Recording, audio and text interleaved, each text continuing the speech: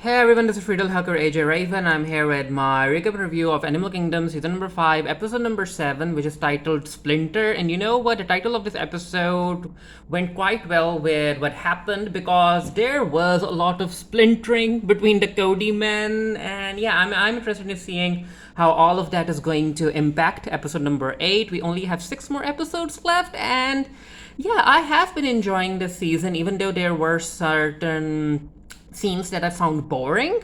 Overall, it has been a very good season, and as far as the ratings are concerned, it's still like the top scripted show on network television, from what I understand. I could be wrong. You know what?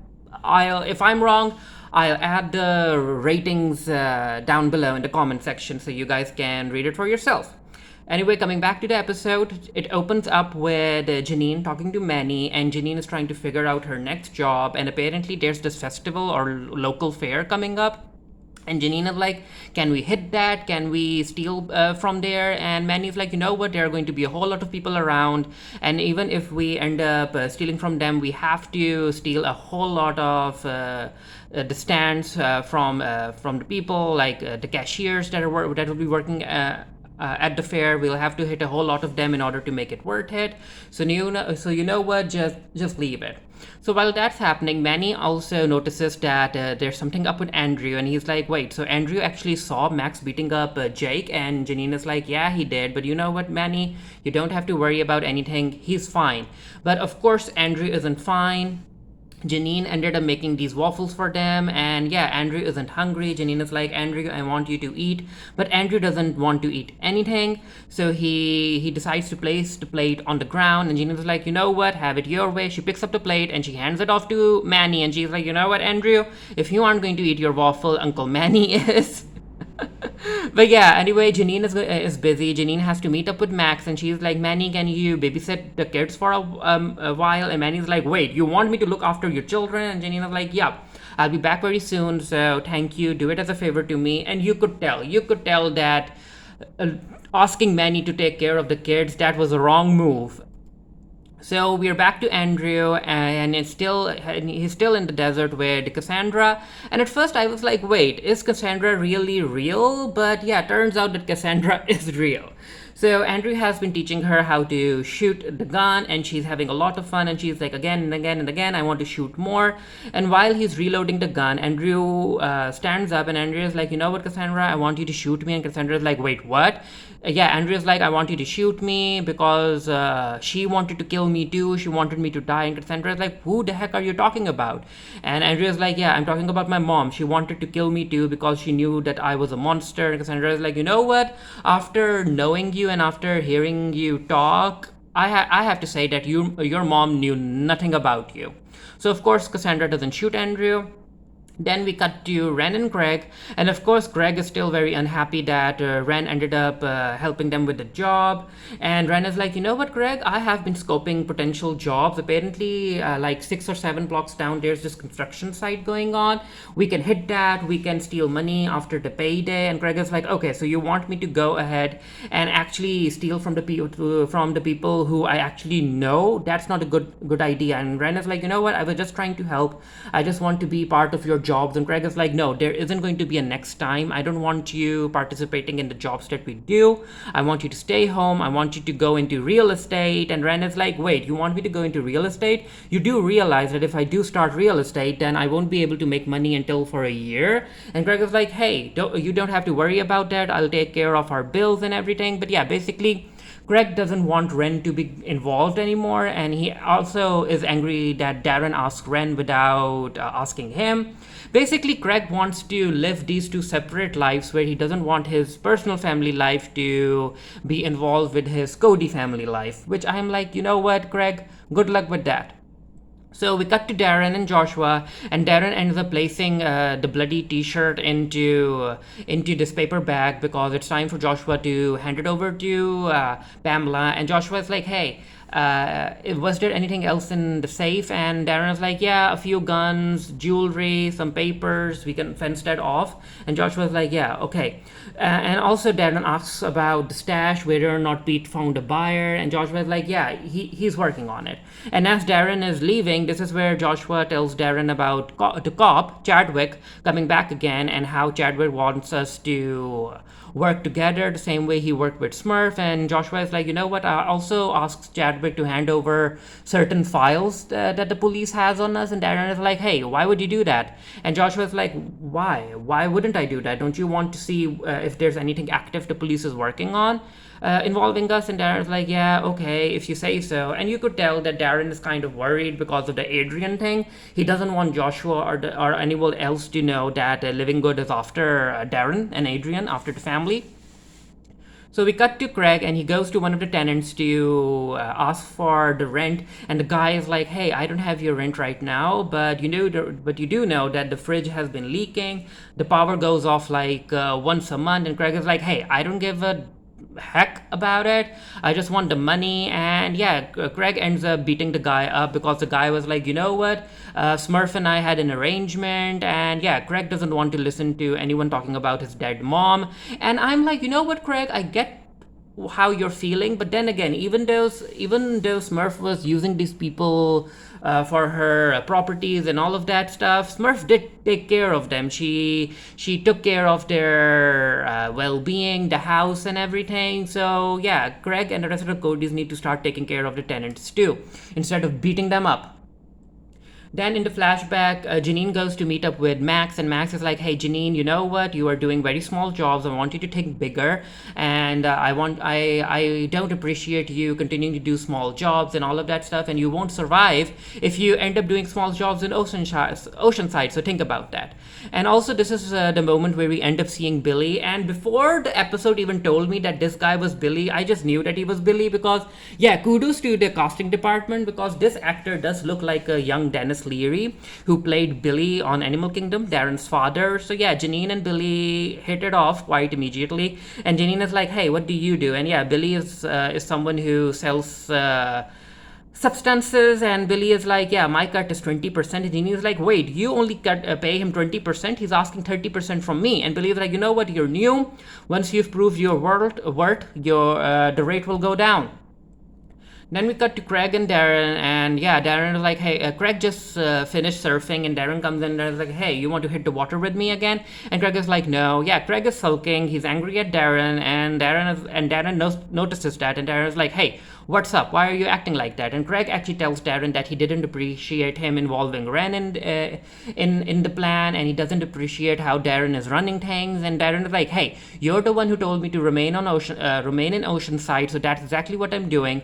And Craig is like, you know what? If I knew that things were going to be like this, I wouldn't have asked you to stay, because yeah, you're the one who always didn't want anything to do with the family business, and now you're stepping up. And Darren's like, hey, someone had to step up, so before you so don't come after me like that. I had to get the house back. And you know what, Darren did end up getting the house back, so points to Darren for that. But yeah, Craig ends up talking about how Darren doesn't need to involve his family into everything, and Darren's like, you know what, before you lecture me on protecting your own family, I would like to remind you that I'm the one who's thinking about our family. And also, if you're talking about your family, Craig, Nick spends more time with the babysitter than he does with his own father. So yeah, these two brothers are things aren't cool between these two. So we cut to Cassandra, and she ends up taking Andrew to this rich house, and the two of them get into the pool. And of course, Andrew has the thing with water and swimming. It seems to calm him down. And yeah, Cassandra tries to kiss Andrew, but Andrew backs off because he isn't into that right now. And this is also where Andrew is like, you know what, maybe that guy in that cult was telling the truth. Maybe I am a monster, Cassandra, and I have this darkness inside of me. And Cassandra is like, you know what, Andrew, don't think too much about it, because if you don't realize, the devil was also an angel once who lost his way. And I was like, okay, Cassandra, I mean, I still don't understand what I want. Like, I still don't know how to feel about Cassandra. She is bringing some sort of calmness into Andrew, but I'm like, you know what? This isn't going to end well. This, like, every woman who has come into Andrew's life, things didn't end well for her. So we cut to Ren, and she ends up talking to her supplier, and she's like, "Hey, I'm back. I want you to give me some substances so I can get go sell them to my clients." And the guy is like, "You know what, Ren?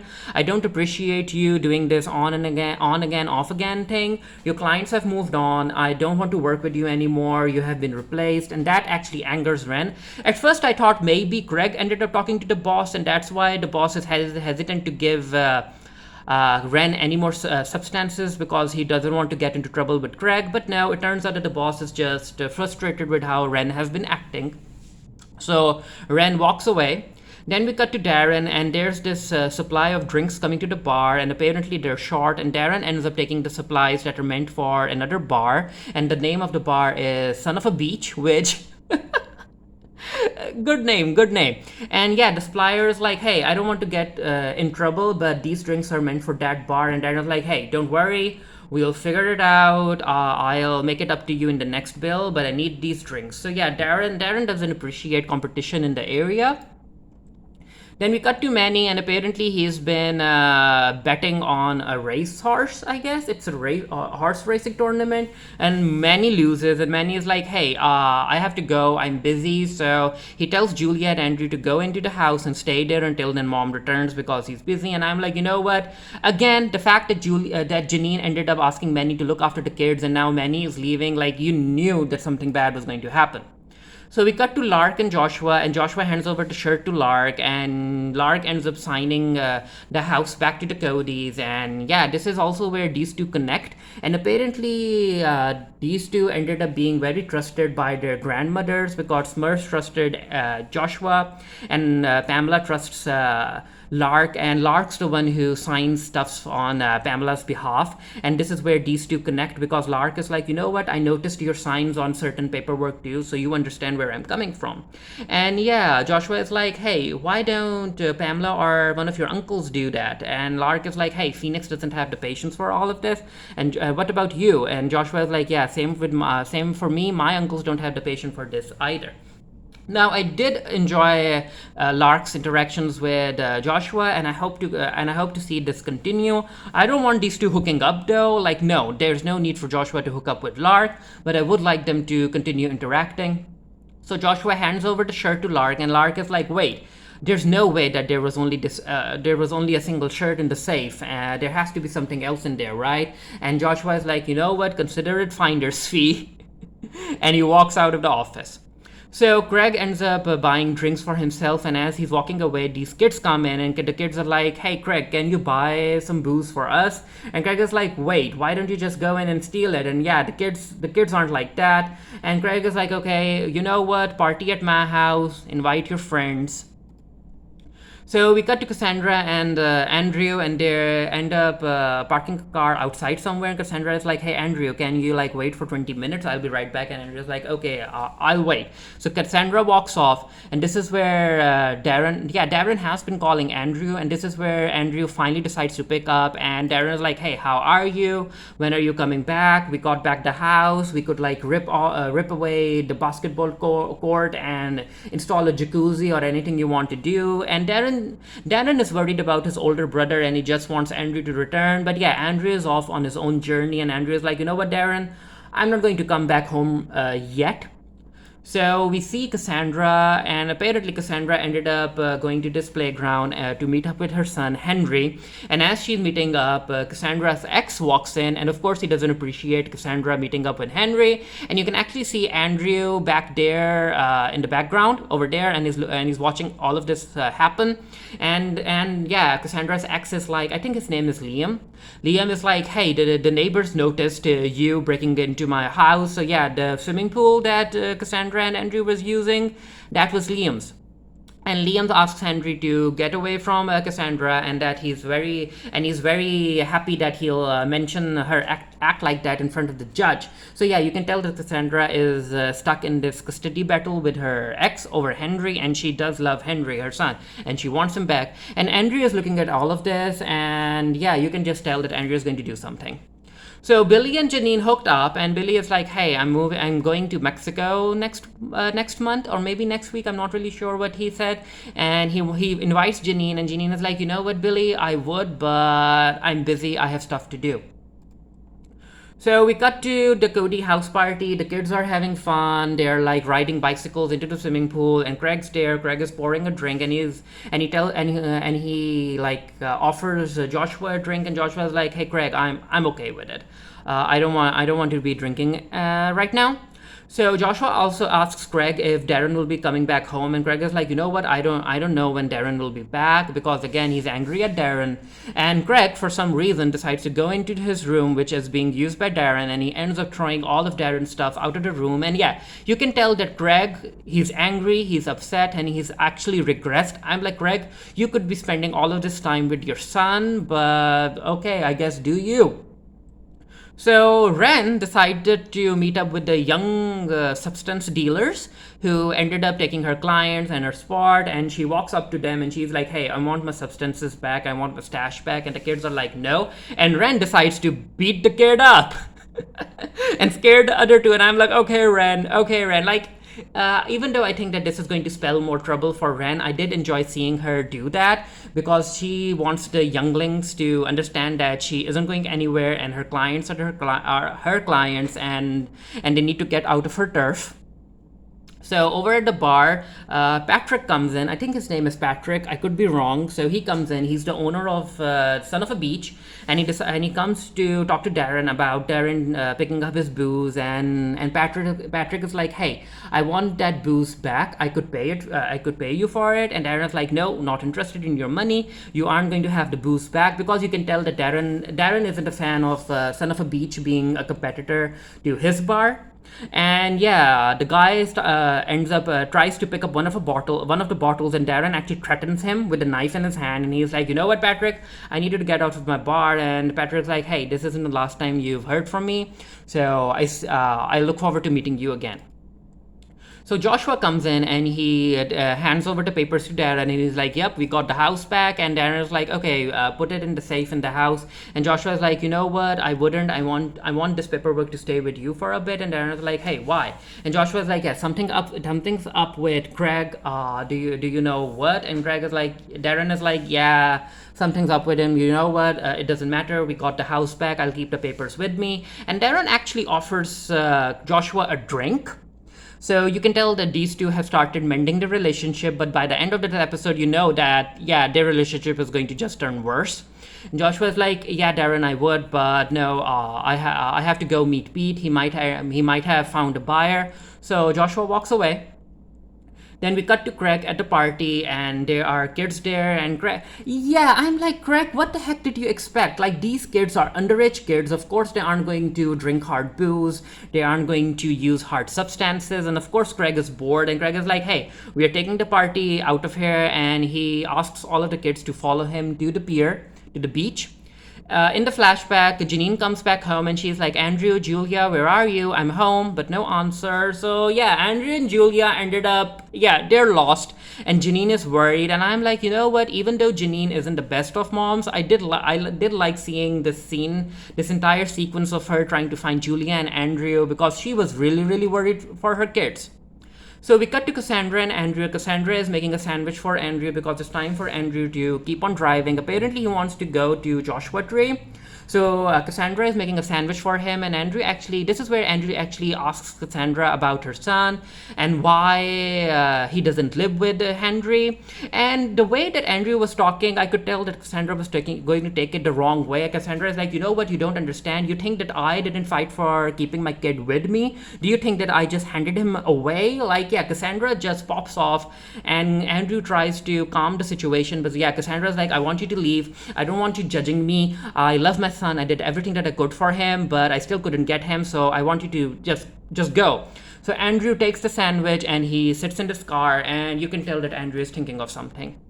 So we're back to the bar, and apparently it was a very, very slow day, because yeah, Son of a Beach is really, really giving Darren's bar tough competition. And this is also where the guy is like, "You know what? People are talking about certain things. I don't want to mention them." And Darren's like, "Hey, don't worry. What's on your mind?" And this is where the guy, Darren's employee, is like, "You know what? A lot of people are talking about how the Cody family ended up taking care in coats, taking care of Adrian, because it's been a very, very long time since he's been away. And yeah, it's just a rumor, but I guess he's basically telling Darren that Oceanside thinks that Darren and his brother ended up killing Adrian. And yeah, Darren just keeps on listening to his employee, and employee is like, you know what? Also, things have been different ever since your mom left. And yeah, you can actually tell that even though the Cody boys are trying to regain power and they're trying to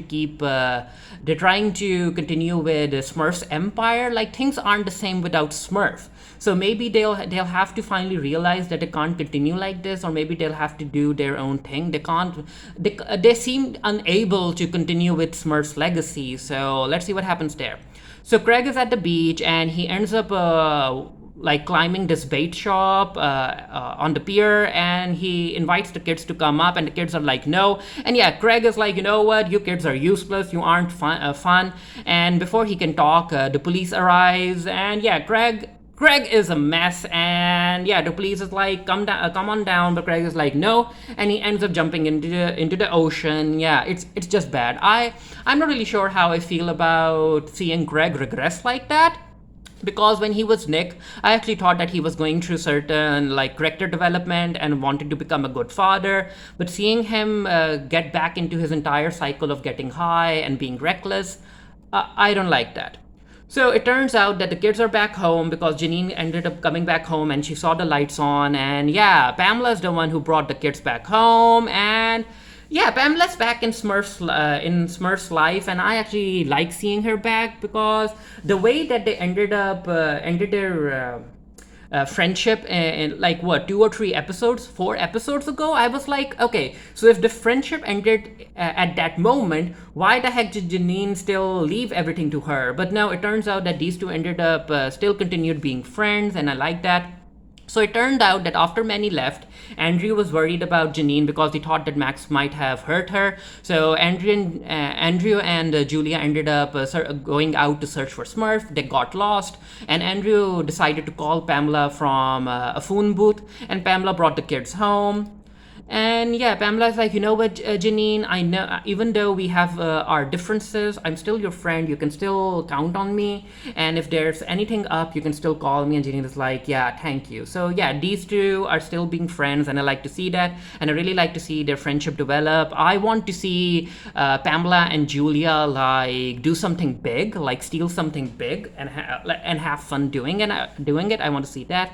And with how Pamela told Smurf about how she can always rely on her if she needed anything, that ended up linking to what she told the Cody boys about how maybe Smurf wanted the Codys to know that Pamela existed, because if they were in trouble, they would know that there's someone they could turn to, that there's someone they could trust. And I really want to see that happening, because I do think that with the Adrian situation and the Living Good situation, maybe Pamela would be able to help Darren out.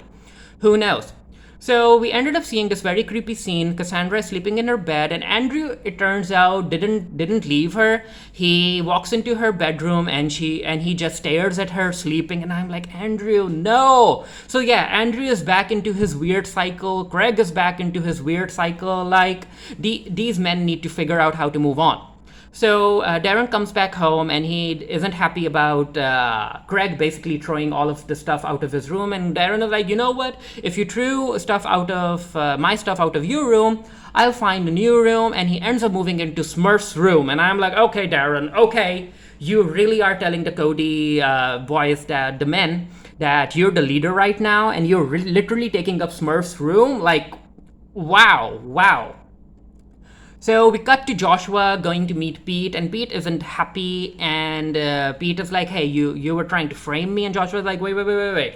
What happened? You have to tell me, explain. And this is where Pete tells that a DEA federal agent ended up coming to his garage, and he was asking questions, and his name's Living Good, so you know that it's an entire thing connected with Adrian. And Joshua's like, wait, so where's the stash? And turns out that Pete ended up throwing away the stash, and Joshua's like, you could have talked to me, you could have told me what you were doing, and Pete is like, no, I'm not going to risk my life, and I'm not going to risk going to jail because of you. And Joshua's like, you know what, you're the one who was getting heat. And Pete is like, no, you got it wrong. You guys are the one who are getting heat. Living Good was asking about you. Living Good was asking about Darren. And this is where Joshua is like, uh-oh, like he's putting two and two together. And I really think that in the upcoming episodes, Joshua is going to confront Darren, and that's not going to work. Like, that's not going to end well. So yeah, that's the end of episode number 7. I will be doing the written review for the Geeky Edit. The link to that will be down in the comment section below. I enjoyed it. The Living Good situation, it's getting worse. And yeah, Pamela, I really think that Pamela is going to be the one who helps the Cody men deal with Living Good. But let's see what happens. And as far as Andrew is concerned, I wouldn't be surprised if he goes after Liam to bring Henry to Cassandra. But yeah, let's see what happens. Let me know what you thought of the episode down in the comment section below. Until next time, stay happy, stay safe, stay blessed. See you guys later. Bye.